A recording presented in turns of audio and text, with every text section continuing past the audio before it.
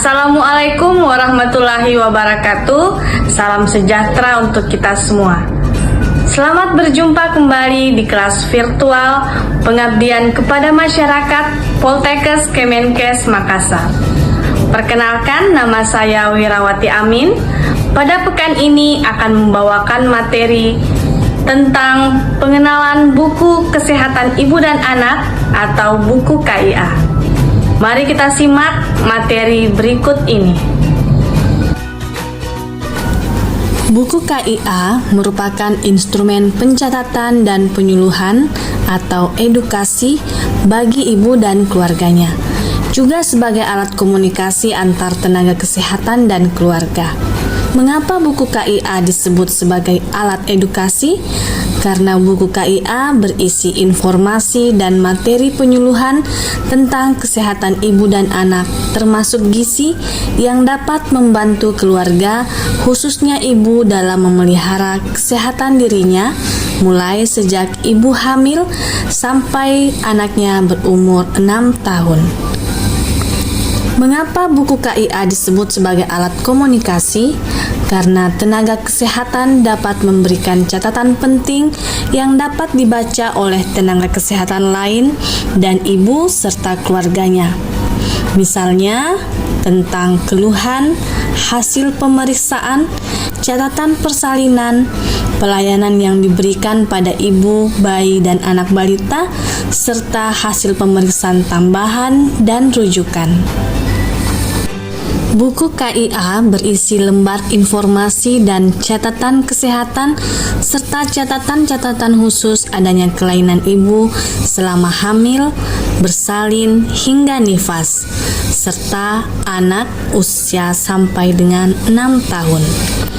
Setiap ibu hamil akan mendapatkan satu buku KIA. Apabila ibu tersebut mempunyai bayi kembar, maka buku kedua akan diberikan kepada ibu setelah bayi tersebut lahir. Buku KIA merupakan alat pencatatan dan pemantauan kesehatan ibu dan anak sebagai alat komunikasi antara tenaga kesehatan, sebagai alat penyuluhan kesehatan ibu dan anak, dan bisa digunakan di semua fasilitas kesehatan. Sehingga sangat penting untuk ibu-ibu sekalian tetap membawa buku KIA pada saat ingin memeriksakan kehamilannya. Buku KIA mempunyai manfaat bukan saja bagi ibu hamil dan keluarganya, tetapi juga manfaat bagi petugas kesehatan. Adapun manfaat bagi ibu hamil dan keluarganya yaitu ibu dan anak mempunyai catatan kesehatan yang lengkap sejak ibu hamil sampai anak berusia 6 tahun. Sebagai media informasi penting bagi ibu, keluarga, dan masyarakat tentang kesehatan, gizi, dan standar pelayanan kesehatan ibu dan anak. Untuk mengetahui kesehatan ibu hamil, ibu bersalin, ibu nifas, keluarga berencana, bayi baru lahir, serta balita. Juga untuk mengetahui pertumbuhan dan perkembangan bayi dan balita, mengetahui status imunisasi ibu hamil dan bayi, mengetahui riwayat penyakit bayi dan balita, juga bisa digunakan untuk syarat pengajuan untuk membuat akte kelahiran dan sebagai alat komunikasi. Adapun manfaat buku KIA untuk petugas kesehatan yaitu sebagai alat pencatatan, pemantauan, serta rujukan untuk kesehatan ibu dan anak. Juga sebagai alat komunikasi dan penyuluhan kesehatan ibu dan anak, serta mendeteksi secara dini adanya gangguan atau masalah kesehatan ibu dan anak.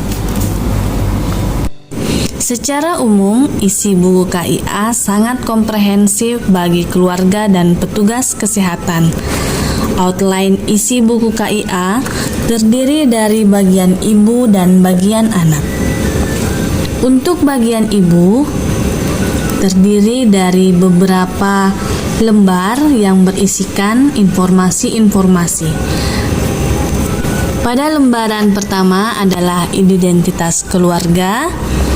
Kemudian ada lembaran untuk ibu hamil yang berisi tentang pemeriksaan kehamilan rutin, persiapan melahirkan, perawatan sehari-hari, anjuran makan untuk ibu hamil, serta tanda-tanda bahaya pada kehamilan. Untuk lembaran ibu bersalin, ada tanda-tanda bayi akan lahir dan proses melahirkan.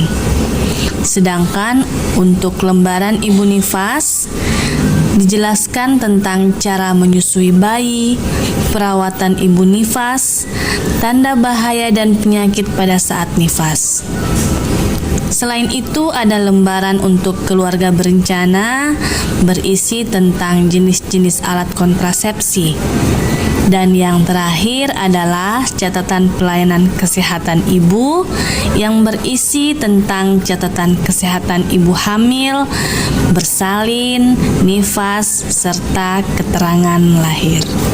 Isi buku KIA pada bagian anak berisi tentang identitas anak, kemudian ada lembaran tentang bayi baru lahir dan anak yang berisi informasi tentang tanda-tanda bayi sehat, cara merawat bayi baru lahir, imunisasi, serta jadwal imunisasi.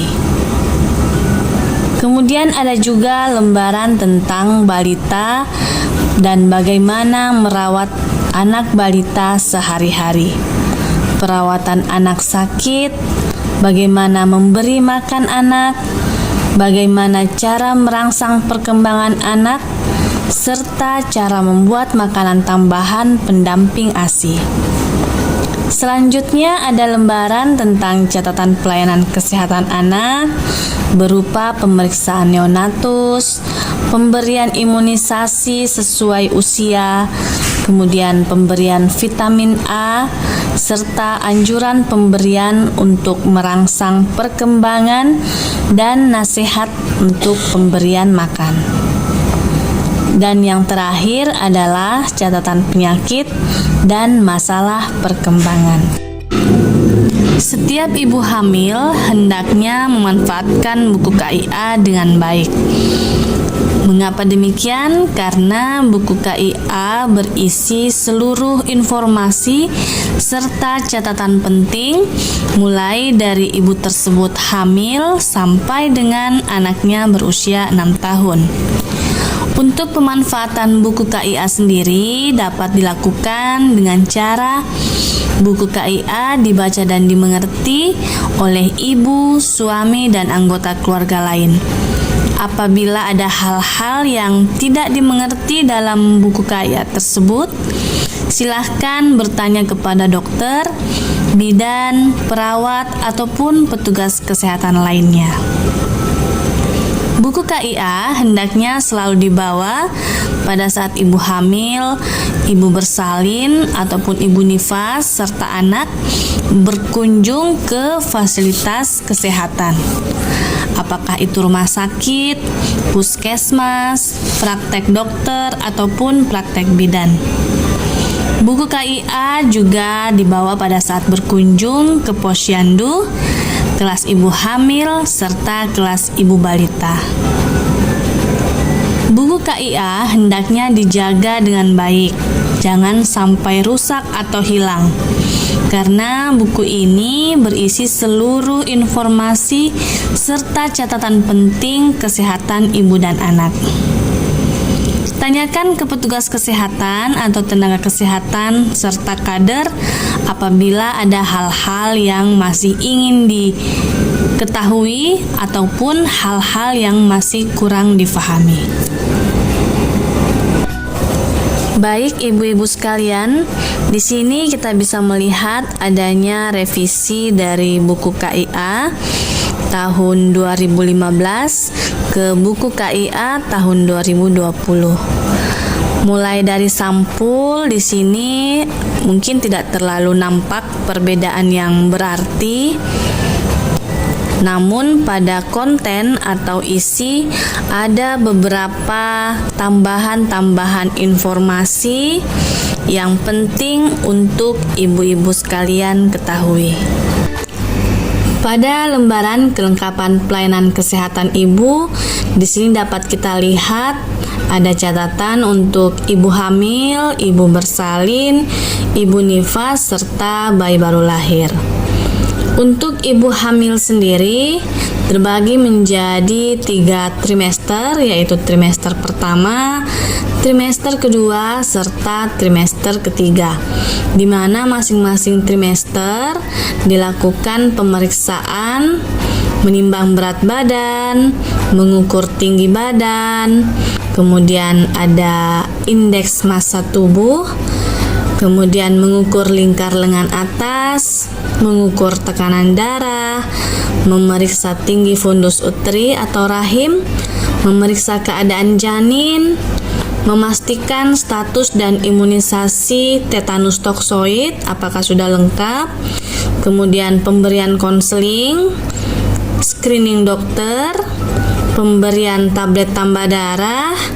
Kemudian ada beberapa tes laboratorium atau tes penunjang seperti HB atau hemoglobin, kemudian tes golongan darah, tes laboratorium tentang protein urin, kemudian tes gula darah, kemudian diperiksa juga untuk triple eliminasinya serta tata laksana kasus. Untuk ibu bersalin, memastikan apakah pada saat bersalin atau melahirkan dilakukan inisiasi menyusui dini. Kemudian untuk ibu nifas sampai 42 hari setelah bersalin dilakukan 4 kali kunjungan.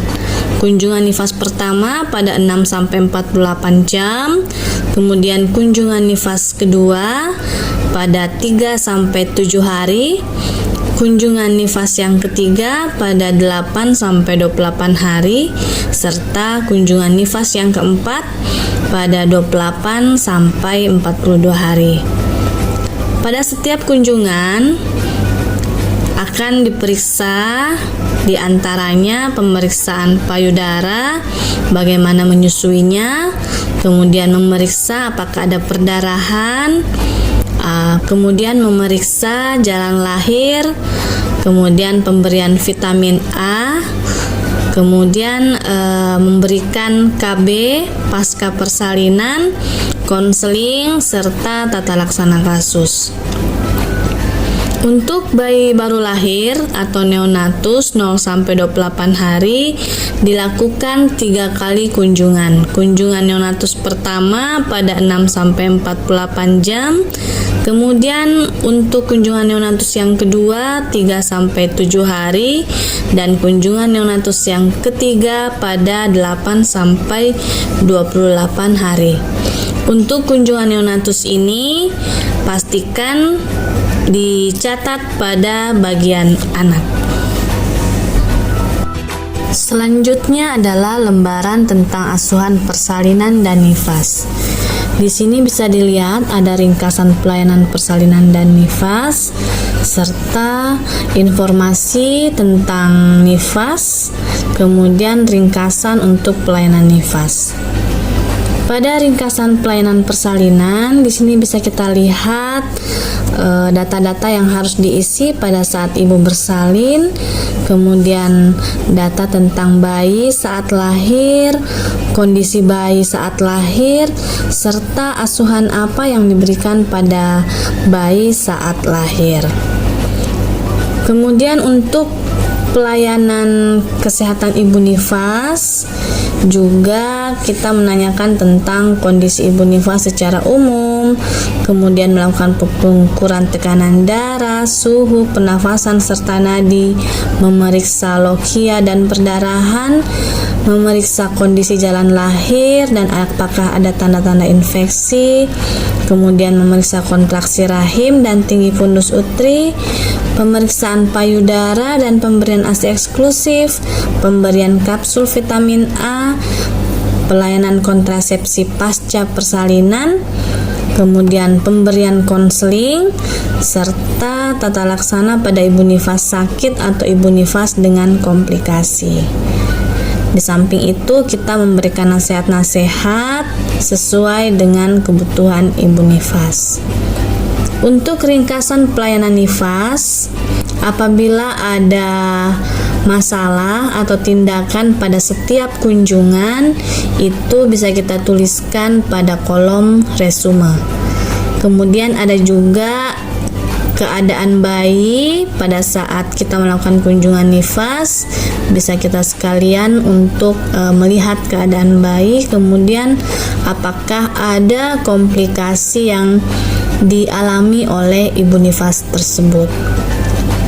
Untuk bayi, pastikan mendapatkan pelayanan kesehatan neonatus dan mencatat hasilnya pada pemeriksaan di bagian lembaran anak.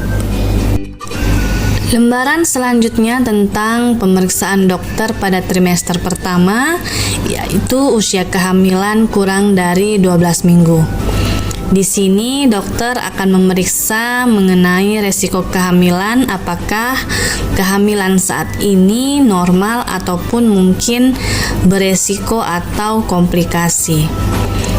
Di antaranya dilakukan pemeriksaan fisik, kemudian ada pemeriksaan USG untuk trimester pertama, kemudian ada pemeriksaan penunjang atau pemeriksaan laboratorium. Selain itu, ada screening preeklamsia pada usia kehamilan kurang dari 20 minggu, di mana ada kriteria-kriteria yang akan ditanyakan atau dianamnesis kepada ibu hamil dan akan dikategorikan nanti apakah ibu hamil tersebut termasuk kategori resiko sedang atau resiko tinggi. Apabila ditemukan 2 resiko sedang atau 1 resiko tinggi, maka ibu hamil tersebut dilakukan rujukan. Selanjutnya adalah lembaran untuk pemeriksaan dokter di trimester ketiga atau pada usia kehamilan 32 sampai 36 minggu. Di sini dilakukan pemeriksaan fisik mengenai keadaan umum dari ibu hamil, kemudian USG pada trimester ketiga, kemudian pemeriksaan laboratorium jika diperlukan, kemudian ada rencana konsultasi lanjut apabila ditemukan masalah atau kelainan pada kehamilan ibu. Kemudian rencana persalinan, apakah persalinan normal ataupun nanti akan mengarah ke seksio sesaria. Kemudian ada pilihan rencana kontrasepsi yang akan digunakan nanti setelah melahirkan. Di sini ada berbagai macam kontrasepsi ya, mulai dari metode aminolaktasi atau MAL, ada pil, ada suntik, AKDR, implan, kemudian sterilisasi yaitu vasektomi untuk pria dan tubektomi untuk wanita. Kemudian ada kebutuhan konseling. Apabila ibu diberikan konseling, kita bisa menuliskan konseling apa yang diberikan. Pada lembaran pemeriksaan kehamilan, ibu hamil setidaknya melakukan pemeriksaan kehamilan minimal 6 kali selama kehamilannya, yaitu 2 kali pada trimester pertama, yaitu kehamilan 0 hingga 12 minggu, kemudian 1 kali pada trimester kedua, yaitu pada kehamilan di atas 12 minggu sampai 24 minggu, dan 3 kali pada trimester ketiga, yakni kehamilan di atas 24 minggu sampai 40 minggu. Pastikan ibu hamil mendapatkan pelayanan pemeriksaan kehamilan meliputi penimbangan berat badan dan pengukuran tinggi badan. Untuk kenaikan berat badan ibu hamil sendiri setidaknya 9 kg selama kehamilan atau 1 kg setiap bulannya. Kemudian mengukur tekanan darah. Jika tekanan darah ibu hamil di atas 140/90 mm hidrogram, maka ibu tersebut termasuk kategori hipertensi. Kemudian menilai status gizi dengan mengukur lingkar lengan atas, di mana lingkar lengan atas apabila kurang dari 23,5 cm, maka ibu tersebut termasuk resiko kurang energi kronis. Selanjutnya mengukur tinggi fundus uteri atau tinggi rahim, kemudian melakukan screening status imunisasi tetanus dan berikan imunisasi tetanus bila diperlukan. Kemudian pemberian tablet tambah darah, setidaknya ibu mendapatkan 90 tablet tambah darah selama kehamilan. Kemudian melakukan pemeriksaan laboratorium, tata laksana penanganan kasus apabila ditemukan masalah segera dirujuk, dan yang terakhir adalah temu wicara atau pemberian konseling pada saat setiap ibu melakukan pemeriksaan kehamilan. Selanjutnya ada lembaran tentang porsi makan dan minum ibu hamil untuk kebutuhan sehari. Di sini kita bisa melihat tentang jumlah porsi untuk ibu hamil pada trimester pertama serta ibu hamil untuk trimester kedua dan ketiga, berdasarkan bahan makanannya berupa nasi atau makanan pokok, kemudian ada protein hewani seperti ikan, telur, ayam, serta lainnya. Kemudian ada protein nabati seperti tempe, tahu, dan lainnya. Ada sayur-sayuran, buah-buahan, serta minyak atau lemak. Di sini kita bisa melihat perbedaan, ada peningkatan jumlah porsi pada ibu hamil trimester 1 yang tadinya 5 porsi, kemudian meningkat menjadi 6 porsi pada saat ibu tersebut berada pada trimester kedua dan ketiga. Selanjutnya adalah lembaran tentang asuhan persalinan dan nifas. Di sini bisa dilihat ada ringkasan pelayanan persalinan dan nifas serta informasi tentang nifas, kemudian ringkasan untuk pelayanan nifas.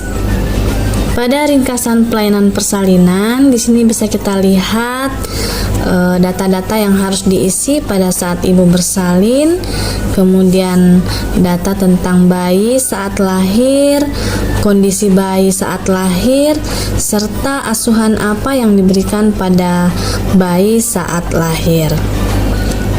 Kemudian untuk pelayanan kesehatan ibu nifas, juga kita menanyakan tentang kondisi ibu nifas secara umum, kemudian melakukan pengukuran tekanan darah, suhu, pernafasan, serta nadi, memeriksa lokia dan perdarahan, memeriksa kondisi jalan lahir dan apakah ada tanda-tanda infeksi, kemudian memeriksa kontraksi rahim dan tinggi fundus uteri, pemeriksaan payudara dan pemberian ASI eksklusif, pemberian kapsul vitamin A, pelayanan kontrasepsi pasca persalinan, kemudian pemberian konseling, serta tata laksana pada ibu nifas sakit atau ibu nifas dengan komplikasi. Di samping itu, kita memberikan nasihat-nasihat sesuai dengan kebutuhan ibu nifas. Untuk ringkasan pelayanan nifas, apabila ada masalah atau tindakan pada setiap kunjungan, itu bisa kita tuliskan pada kolom resume. Kemudian ada juga keadaan bayi pada saat kita melakukan kunjungan nifas, bisa kita sekalian untuk melihat keadaan bayi, kemudian apakah ada komplikasi yang dialami oleh ibu nifas tersebut. Untuk bayi, pastikan mendapatkan pelayanan kesehatan neonatus dan mencatat hasilnya pada pemeriksaan di bagian lembaran anak. Selanjutnya ada lembaran untuk rujukan, di mana Untuk lembaran rujukan ini berisi tentang resume hasil pemeriksaan dan tata laksana yang telah dilakukan di fasilitas kesehatan tingkat pertama dengan diagnosis akhir serta alasan untuk dilakukan rujukan ke fasilitas kesehatan yang lebih tinggi. Untuk lembar rujukan ini tentunya nanti akan diisi apabila ibu tersebut memerlukan rujukan ke fasilitas kesehatan yang lebih tinggi. Selanjutnya ada stiker P4K atau Program Perencanaan Persalinan dan Pencegahan Komplikasi, di mana stiker ini nantinya akan diisi dan ditempelkan di depan rumah atau di pintu rumah ibu hamil oleh petugas kesehatan sebagai tindakan berjaga-jaga atau antisipasi pada waktu ibu akan melahirkan. Pada stiker P4K ini berisi informasi-informasi tentang perencanaan persalinan yang nantinya akan diisi oleh petugas kesehatan. Demikian tadi materi tentang pengenalan buku KIA. Tetap semangat dan sampai bertemu kembali di kelas virtual selanjutnya. Terima kasih atas perhatiannya. Wassalamualaikum warahmatullahi wabarakatuh.